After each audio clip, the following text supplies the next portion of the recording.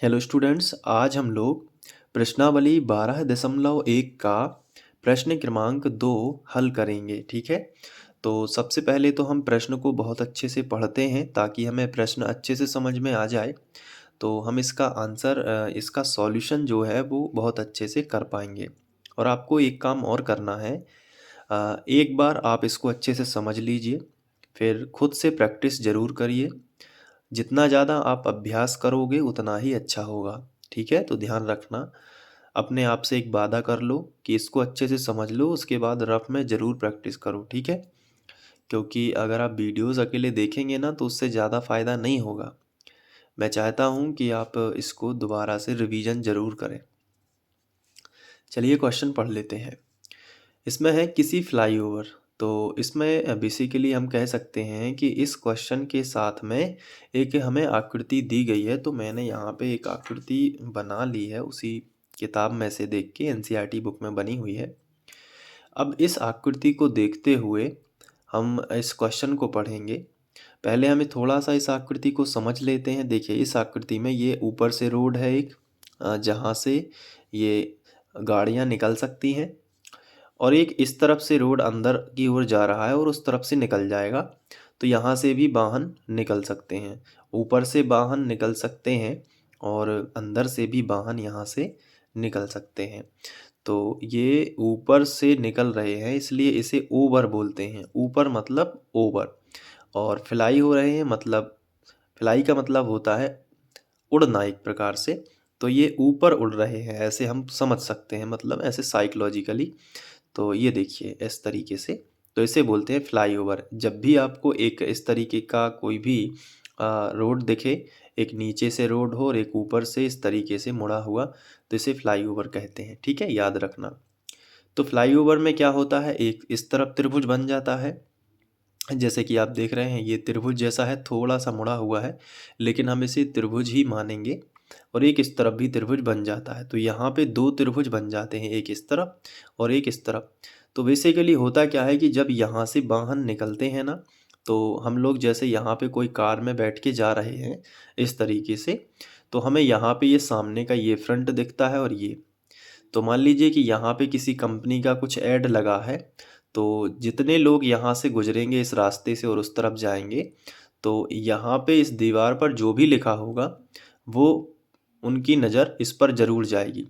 तो ये एडवर्टाइजमेंट करने के लिए अच्छी जगह होती है, ये फ्लाईओवर की बगल की ये दीवारें, और ये काफ़ी महंगी भी जाती हैं। ठीक है, तो क्वेश्चन को हम बेसिक से समझने के लिए इन सब चीज़ों को अच्छे से समझ रहे हैं। तो यहाँ पे कोई भी एडवर्टाइजमेंट लग सकती है यहाँ पे और यहाँ पे। ठीक है, तो किसी फ्लाईओवर की त्रिभुजाकार दीवार को विज्ञापनों के लिए प्रयोग किया जाता है। तो यहाँ पे आप देख सकते हैं कि ये त्रिभुज के आकार की जो दीवार है, इसमें विज्ञापन, विज्ञापन का मतलब क्या होता है, ऐड लग सकता है किसी भी कंपनी का। यहाँ पे ऐड, जैसे यहाँ पे लग गया जियो या एयरटेल, तो ये टेलीकॉम कंपनियों के ऐड भी हो सकते हैं, किसी किसी प्रोडक्ट का ऐड भी हो सकता है, तो यहाँ पे वो लगा सकते हैं। तो यहाँ पे लिखा है कि विज्ञापनों के लिए प्रयोग किया जाता है क्या, फ्लाईओवर की त्रिभुजाकार दीवारें, ये दोनों। ठीक है, अब दीवार की भुजाओं की लंबाइयाँ यहाँ पे मेंशन की गई हैं और एक क्वेश्चन बना दिया गया है। यहाँ पे भुजाओं की जो लंबाइयाँ हमें दी गई हैं वो है 122 मीटर, 22 मीटर और 120। तो हम इसको थोड़ा सा यहाँ पे देख लेते हैं कि जैसे मान लेते हैं ये है 122। ठीक है, और ये मान लेते हैं 22, ये छोटी है ना इसलिए इसे 22 मीटर मान लेते हैं। और ये जो है ये 120 मान लेते हैं। तो ऐसे आप कुछ भी मान सकते हैं, लेकिन मैंने यहाँ पे थोड़ा सा लॉजिक लगाया कि सबसे बड़ी भुजा तो यही होगी, तो इसको हमने 122 मान लिया। फिर उससे छोटी ये लग रही है तो इसे 120 मान लिया, फिर सबसे छोटी जो है उसे 22 मान लेंगे। तो ये अपनी समझ के आधार पर हम लोग करते हैं। अब इसमें क्या है कि इसमें लिखा है कि इस विज्ञापन से प्रति वर्ष 5,000 प्रति मीटर स्क्वायर की प्राप्ति होती है। यानी कि अगर ये पूरा जो यहाँ पे बना है, इसमें यदि हम कोई भी 1 मीटर स्क्वायर इस तरीके से निकाल लें, ये मान के चलिए 1 मीटर लंबाई, 1 मीटर चौड़ाई, ये 1-1 मीटर का है, इसकी चारों भुजाएं 1-1 मीटर की हैं। तो इतने हिस्से के लिए कंपनी, जिसका भी यहाँ पे ऐड लगेगा, इतने हिस्से के लिए वो 5,000 रुपये देती है। कितने टाइम के लिए? वो यहाँ पे 1 वर्ष के लिए। प्रति वर्ष का मतलब होता है 1 वर्ष के लिए। तो अगर हम मान लेते हैं कि ये 1 मीटर है, अब इतने स्क्वायर इस दीवार में कितने बन सकते हैं? तो मान लीजिए इतने में 15 स्क्वायर बने, तो 1 स्क्वायर का 5,000 लगता है, तो इसमें 15 स्क्वायर आ गया। मान लीजिए इस त्रिभुज का क्षेत्रफल 15 मीटर स्क्वायर आ गया, यानी कि ऐसे छोटे छोटे 15 स्क्वायर यहाँ पे सेट हो सकते हैं। तो 1 मीटर के लिए, 1 मीटर स्क्वायर के लिए 1 साल का 5,000 रुपये लगता है, तो 15 का कितना लगेगा? तो हम सिंपली क्या कर सकते हैं, 5,000 लगता है 1 मीटर का, तो 15 मीटर का कितना लगेगा, तो गुणा कर सकते हैं। तो 15 पौने 75, और ये 3 जीरो ज्यों का 15 पौने 75, ये 3 जीरो ज्यों का त्यों, तो 75,000 लगेगा। लगेगा कि नहीं लगेगा? तो ये तो हमने एक छोटा सा अनुमान लगाया है 1 साल के लिए। हम इसका क्षेत्रफल यदि ज्ञात कर लें तो हमें एग्जैक्ट पता चलेगा। तो भुजाएं यदि हमें दी गई हैं और भुजाओं के आधार पर हम क्षेत्रफल निकाल लें, है ना, भुजाओं के आधार पर क्षेत्रफल हीरोन के सूत्र से निकाल लेंगे, बहुत ही सिंपल है। तो हीरोन का सूत्र लगा देंगे और इसका क्षेत्रफल निकाल लेंगे। फिर उसके बाद देखते हैं क्या करना है। तो सभी चीज़ें एक साथ नहीं बताएंगे, नहीं तो भूल जाओगे आप, ठीक है। तो सबसे पहले तो भुजाएं जो दी गई हैं इन्हें ABC मान लेते हैं, ठीक है। तो माना, यहाँ पे हम लिखते हैं कि माना ए बराबर मान लेते हैं हम, कोई भी इन तीनों भुजाओं में से कोई भी हम ABC मान सकते हैं। कई बच्चे कंफ्यूज रहते हैं कि ए माने कि बी, किसको ए माने, ऐसा कुछ ज़रूरी नहीं होता।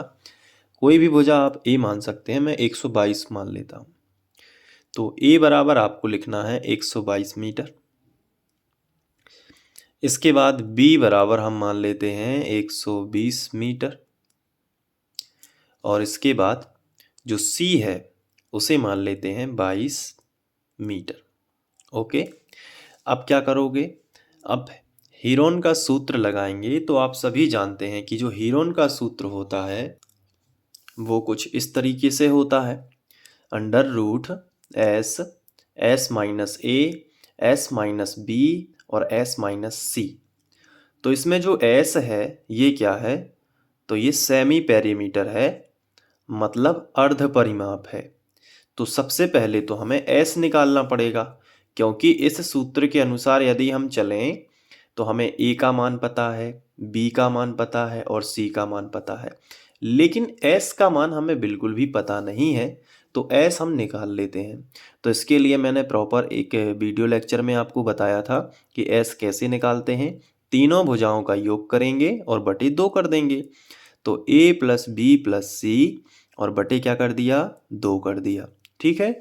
तो अब इनके मान रख देते हैं। तो एस बराबर ए का मान है 122 प्लस बी का मान है 120 प्लस सी का मान है 22, और बटे कितना कर दिया, बटे कर दिया 2। तो फिर एस बराबर सिंपली हमें इन सबको जोड़ना है। तो 2 0 2, तो 2 और 2 कितना हो गया, 4, फिर 2 और 2 4 और 2 6, और फिर 1 और 1 2, 264 बटे 2। अब इसको कैंसिल करेंगे तो बहुत ही सिंपल है, 2 से कैंसिल कर देंगे, 2 एकम 2, 2 एकम 2, 2 दूनी 2 तिया 6 और 2 दूनी 4। तो ये मिलेगा हमें 132। और अर्ध परिमाप को भी हम मीटर में ही दर्शाते हैं। कभी भी इस मीटर स्क्वायर मत लिखिए, ये अर्ध परिमाप है, तो ये भी लंबाई ही है एक प्रकार की, ठीक है, क्षेत्रफल नहीं है। तो अब हम लगा देंगे हेरो का सूत्र या हीरोन का सूत्र। तो यहाँ पे हम लिख सकते हैं त्रिभुजाकार दीवार का क्षेत्रफल, जैसे कि क्वेश्चन में हमें दिया गया है। तो यहाँ पे आप लिखोगे त्रिभुजाकार दीवार का क्षेत्रफल। तो त्रिभुजाकार दीवार का जो क्षेत्रफल है वो हीरोन का सूत्र होगा। तो होगा under root S, S minus A, S minus B और एस माइनस सी। इसके बाद हम अंडर रूट फिर से लगा देंगे और जो s का मान है वो लिखेंगे। s का मान कितना है, s की जगह पर s का मान 132। फिर यहाँ पे ब्रैकेट है तो ब्रैकेट लगा देंगे, फिर s की जगह पर लिखेंगे 132 माइनस a की जगह पर a का मान हम देखना पड़ेगा। यहाँ पे a का मान है 122, तो हम यहाँ पे लिख देंगे सिंपली 122। फिर ब्रैकेट दूसरा, फिर s का मान फिर से 132, फिर b का मान यहाँ पे देख लेते हैं 120, तो यहाँ पे हम b का सिंपली मान रख देंगे 120। फिर s की जगह पर कितना आएगा 132 माइनस c का मान हम फिर से देख लेंगे जो कि है 22, तो हम यहाँ पे रख देंगे सिंपली 22 और इसको आगे बढ़ा देंगे। अब थोड़ा मैं यहाँ से लिखूंगा बराबर के नीचे बराबर, अंडर रूट 132 ज्यों का त्यों और 132 माइनस 122, तो यहाँ पे हमारे पास बचेंगे 10। ठीक है, यहाँ पे 132 माइनस 120, तो यहाँ पे बचेंगे 12 और 132 में से 132 में से केवल 22 घटेंगे तो बचेंगे 110। अब देखिए यहाँ पे हम या तो इनके गुणनखंड निकाल सकते हैं या फिर हम सिंपल सा यहाँ पे लॉजिक लगा सकते हैं। वो लॉजिक क्या होगा मैं आपको बता देता हूँ। ये देखिए 132 और यहाँ पे 12 गुणित 10 है, यहाँ पे 11 है गुणित हम 10 कर सकते हैं। तो देखिए अगर हम इसको 132 को लिखें तो हम लिख सकते हैं 12 11 132 या 11 12 132 और गुणित 10 लिख सकते हैं, गुणित 12 लिख सकते हैं, 110 को लिख सकते हैं 11 गुणित 10। ये बहुत ही सिंपल सा हो जाएगा। सिर्फ 132 को हम लिख सकते हैं 12 गुणित 11 और 110 को लिख सकते हैं 11 गुणित 10। इससे क्या होगा, जोड़ियां जल्दी बन जाएंगी और जल्दी सॉल्व हो जाएगा। अब आप ये सोच रहे होंगे कि क्या इसी तरीके से करना होगा और दूसरा तरीका नहीं है, तो आंसर है हाँ, दूसरा तरीका भी है। आप 132 के पहले जैसे गुणनखंड निकालिए और 110 के गुणनखंड निकालिए, दो दो की जोड़ी में इनके गुणनखंड निकालिए, इनके भी निकालिए, फिर आपको उन सब की जोड़ियां बाहर निकालोगे, आंसर सेम आएगा। लेकिन यहाँ पे क्या है, थोड़ा सा आपका टाइम भी बच जाएगा अगर आप इस तरीके से करोगे। 132 का मतलब होता है 12 गुणित 11। आप गुणा करके देख लीजिए, 12 एकम 12 की 2 हासिल आ जाएगी, 12 एकम 12 और 1 13। 10 ज्यों का त्यों 12 ज्यों का त्यों, कोष्टक टूटा तो गुणा हो गया। 110 को लिख सकते हैं 11 गुणित 10। अब देखिए सिंपली 12 और 12 की जोड़ी बन जाएगी तो एक 12 बाहर आ जाएगा। इसी तरीके से 11 और 11 की एक जोड़ी बनेगी तो 11 बाहर आ जाएगा, करनी के बाहर, करनी अब नहीं लगाना है।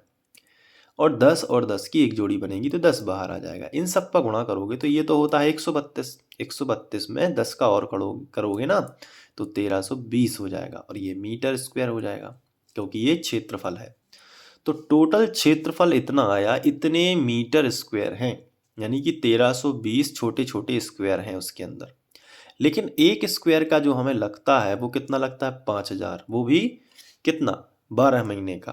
तो एक साल का यानी 12 महीने ही हुए ना, तो हम यहाँ पे लिख सकते हैं कि 12 जो है माह का हमें कितना लगेगा, तो 1 मीटर का लगता है हमें 5000, तो इतने मीटर का कितना लगेगा, तो